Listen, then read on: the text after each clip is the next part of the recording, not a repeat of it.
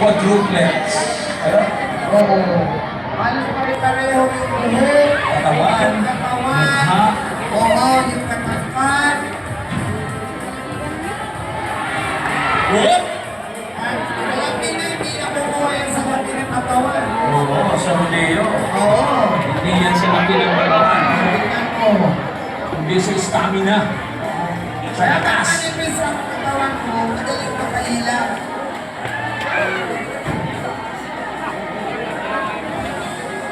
Habulin nyo! Ayan o, nakapapit siya. Tignan nyo.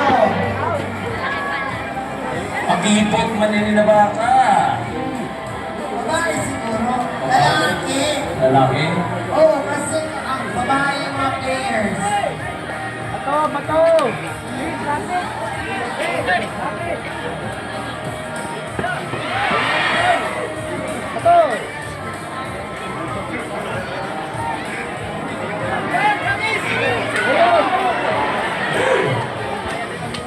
Players are given 5 minutes to finish the game, since this is a student category.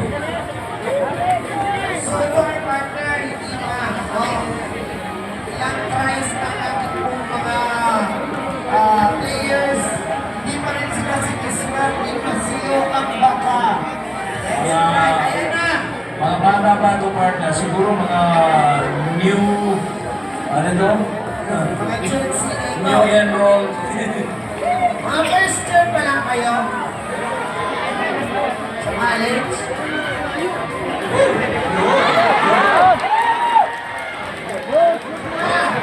Sa pa! Kailangan ba dito ang proper timing? Proper na timing ba? Akala mo madali lang yan. Mahirap kaya. Kawawa naman.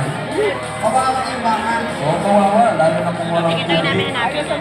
Kailangan ng tubig.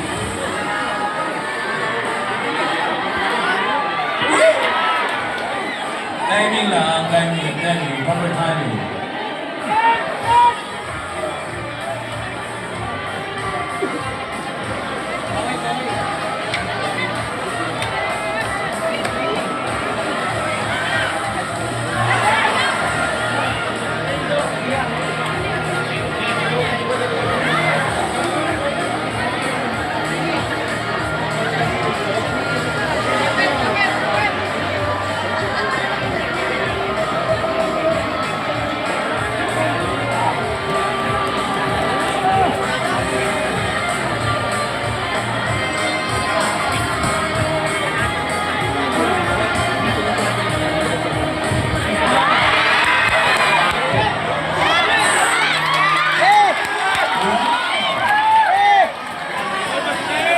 Konting bilis, kalaban ng oras.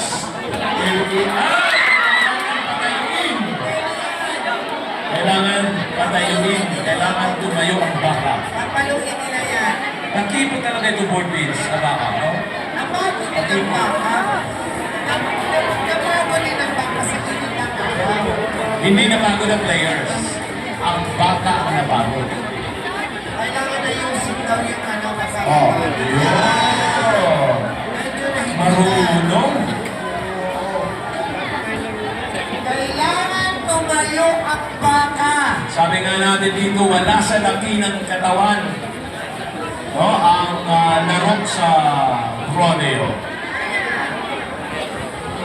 You need to let it stand para makapasok yung sa pang-isip.